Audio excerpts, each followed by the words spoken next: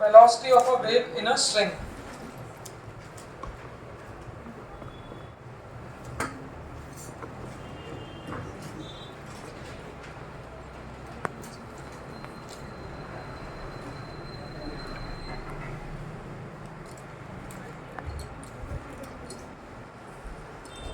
ये blue light बंद कर दो पीछे से।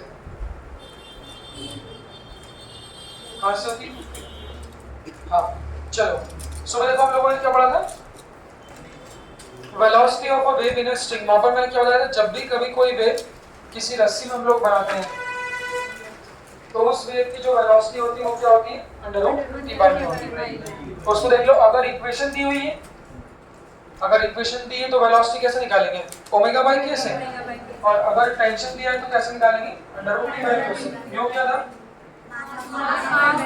उसको देख लो, मास पर यूनिट लेंथ। अब उसमें कौन कौन से क्वेश्चन कराए थे? तो एक क्वेश्चन तो वो था कि वेलोसिटी किसके प्रोपोर्शनल है? रूट ऑफ टेंशन के। और रेशियो लिखेंगे तो v1 by v2 कितना आ जाएगा? Root v1 by v2। ये वाला क्वेश्चन कराया था। इसके बाद क्वेश्चन देखो कौन सा कराया था? पुली वाला। एक बार रिवाइज करा दो, कभी दिखा नहीं हो बाय चांस। पुली वाले में क्या किया था?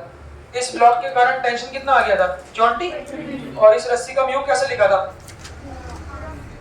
इस रस्सी का म्यू कैसे लिखा था? टोटल मास डिवाइड बाय कितना? Total length. तो बस वेलोसिटी को कितना लिखा था? Under root T by mu. उसमें मैंने क्या बताया था? स्ट्रिंग और रोप की प्रॉब्लम। स्ट्रिंग और रोप की प्रॉब्लम क्या? अगर स्ट्रिंग था तो टेंशन कैसा था? कांस्टेंट था। अगर टेंशन कांस्टेंट था तो वेलोसिटी भी कैसी थी? कांस्टेंट। उसको देख लो। बट रोप के केस में क्या बताया था? रोप के केस में ये वाला फॉर्मूला याद हो गया कि सबसे पहले यही था। अगर एक रोप रखा है जिसका मास है, लेंथ क्या है? L है, तो नीचे से x दूरी पर वेलोसिटी क्या होगा? Under root. तो नीचे से किसी भी दूरी पर वेव की जो वेलोसिटी होगी वो कितनी होगी? Under root. ये बताया था। अगर लोअर एंड पे निकालनी होगी तो x को कितना कर देंगे? 0। तो लोअर एंड पे वेलोसिटी कितनी आ गई थी? 0 गई। अपर एंड पे निकालेंगे तो x को ऐड कर देंगे, कितनी आ जाएगी? Under root g। ये बताओ। देखो ये वाला क्वेश्चन था, सबसे मेन क्वेश्चन ही यही था क्योंकि अच्छा है। इसको देख लो, सबसे मेन क्वेश्चन ही वो इसमें सोचना था। तो यही फर्क था कि जब रस्सी से टांग देते हैं तो सिर्फ under root T by mu, जैसे ये वाला बताया था, सिंपल धागे से टांग दिया, 2 किलो कर दिया। तो उस वाले में देखो क्या बताया था? रस्सी से टांग दिया था तो इस पूरी रस्सी में टेंशन कैसा होगा? कांस्टेंट होगा। कितना होगा? कितना आ जाएगा आपका? 20 आ जाएगा। और इसी में लास्ट क्वेश्चन जो बताया था वो याद है? ये 10 kg था और इसका मास भी कितना था? 10 kg। देखो ये वाले में क्या बताया था? इस पॉइंट पे वेलोसिटी कैसे लिखोगे? इस पॉइंट पे टेंशन कितना था? इस पॉइंट पे टेंशन कैसे लिखा था? इस पॉइंट पे जो टेंशन होगा किसके कारण होगा? इस वेट के कारण होगा। तो 100 होगा तो वेलोसिटी क्या होगी? Under root T. टी कितना है? 100 बाई म्यू। म्यू कैसे लिखा था? Total mass upon total length. और इस पॉइंट पे टेंशन कैसे लिखा था? टोटल। तो 10 और ये 20, तो 20 किलो का टेंशन 200। तो यहाँ वेलोसिटी कितनी थी? Under root 200। बोलो ये बताएं कॉन्सेप्ट। अगर वेलोसिटी मिल गई तो वेवलेंथ पे लिख सकते हो, जो नीट का क्वेश्चन था। यहाँ वेवलेंथ अगर लैम्डा 1 है, यहाँ वेवलेंथ अगर लैम्डा 2 है तो कैसे निकाला था? v1 by lambda 1 is equal to v2 by lambda 2। ये क्वेश्चन नीट में पूछा था। तो उसको किस तरह से पूछा था नीट में? ऐसा, इसका मास m1 था, लेंथ l थी, यहाँ क्या टांग दिया था? m2 टांग दिया था। यहाँ अगर वेलोसिटी v1 है, वेवलेंथ लैम्डा 1 है, यहाँ वेलोसिटी v2 है, वेवलेंथ क्या है? लैम्डा 2 है। ये बताया? तो यहाँ v1 कैसे लिखा था? यहाँ वेलोसिटी कैसे लिखी थी? Under root T by mu. यहाँ टेंशन कितना था? बोलो यहाँ का टेंशन कितना था? m2g। तो टेंशन था m2g अपॉन म्यू। म्यू कितना था? m1 by. यहाँ वेलोसिटी, यहाँ टेंशन दोनों के कारण होगा ना। बस ये सुनो, ये सीख लो, किसी भी पॉइंट पे वेलोसिटी लिखना है तो under root T by mu. रस्सी टी उस पॉइंट का टेंशन। अगर रोप होगा तो हर पॉइंट पे टेंशन डिफरेंट होगा। अगर स्ट्रिंग होगा तो हर पॉइंट पे टेंशन सेम होगा, तो यहाँ जो टेंशन लिखा था वो इन दोनों के कारण था। तो m1 प्लस m2 इंटू जी अपॉन म्यू, म्यू कितना था बस यहाँ वेवलेंथ लैम्डा 1 थी, यहाँ वेवलेंथ लैम्डा 2 थी, क्या लिखा था v1 by lambda 1 is equal to v2 by lambda 2। बस इस v1 v2 क्या कर देंगे, डिवाइड कर देंगे। ये क्वेश्चन तो लास्ट देख लो। हाँ ओहो ओए शादी करना है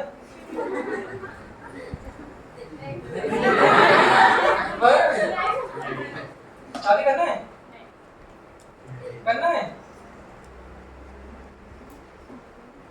भूल गई आजकल। अब मतलब दिमाग से उतर गया उसके, तो पहले उसके दिमाग में था बहुत शादी करना है, तो शर्मा देती थी तो देती हाँ इसमें लिखना अब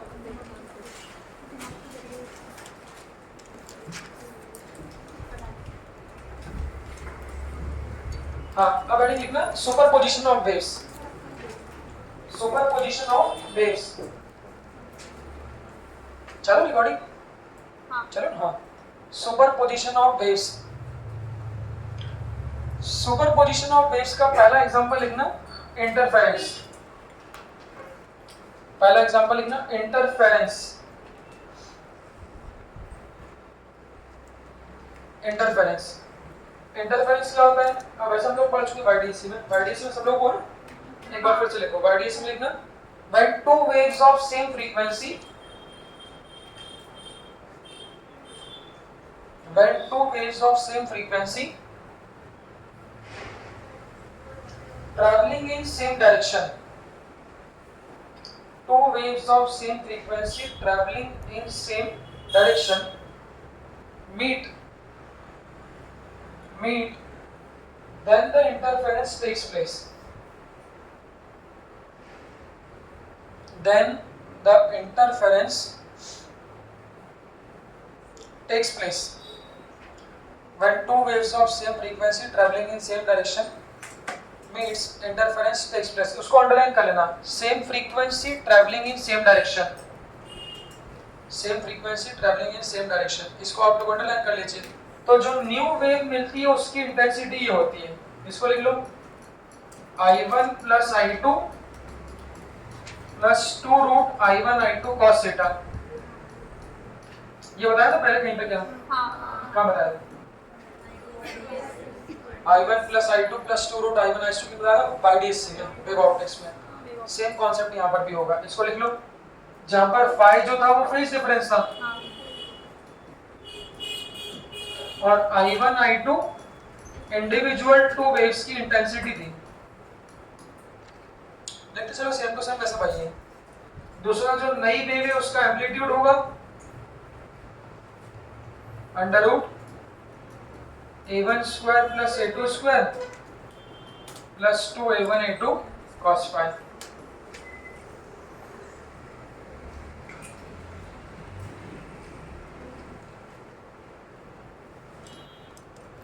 इसको नोट कर लो फटाफट।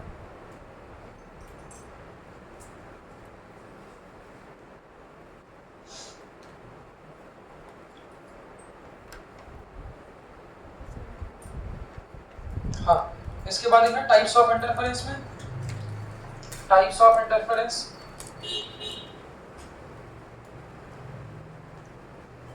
टाइप्स ऑफ इंटरफेरेंस में वही जो हम लोगों ने वहां लिखे थे।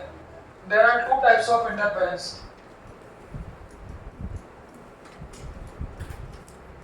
Constructive interference, destructive interference. देखो सेम टू सेम कंस्ट्रक्टिव और डिस्ट्रक्टिव।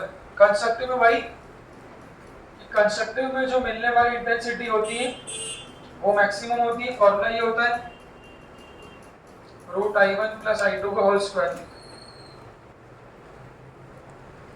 डिस्ट्रक्टिव में मिलने वाली इंटेंसिटी मिनिमम होती है, फॉर्मूला है root I1 minus root I2 का होल स्क्वायर।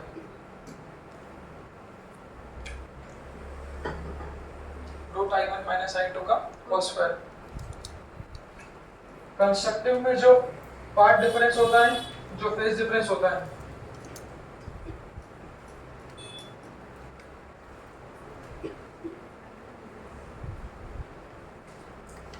वो 0, 2 पाई, 4 पाई, 6 पाई का होता है, और जो पार्ट डिफरेंस होता है वो 2 लैम्बडा, 3 लैम्बडा ऐसे करके n लैम्बडा होता है। डिस्ट्रक्टिव में जो पार्ट डिफरेंस होता है वो ऑड मल्टीपल ऑफ पाई का होता है, और जो पार्ट डिफरेंस है वो ये होता है lambda by 2, 3 lambda by 2, 5 lambda by 2, 2n plus 1 lambda by 2।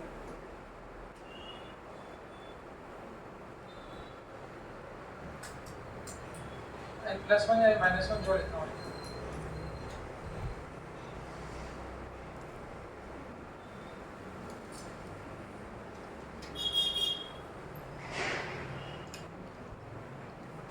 क्यों बेटा बताया था कभी?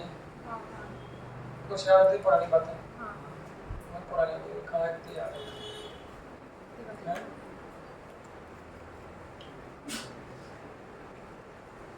देखिए वाईडीएससी में मैंने ये बताया था ब्राइट फ्रिंज, डार्क फ्रिंज, वहां पर हम लोगों ने सबने बात करी थी कि अगर कहीं पर दो वेव मिल रही है, एक बार रिकॉर्ड करा देता हूँ, अगर कहीं पर दो वेव मिल रही है तो उन दोनों के मिलने से एक नई वेव प्रोड्यूस होती है।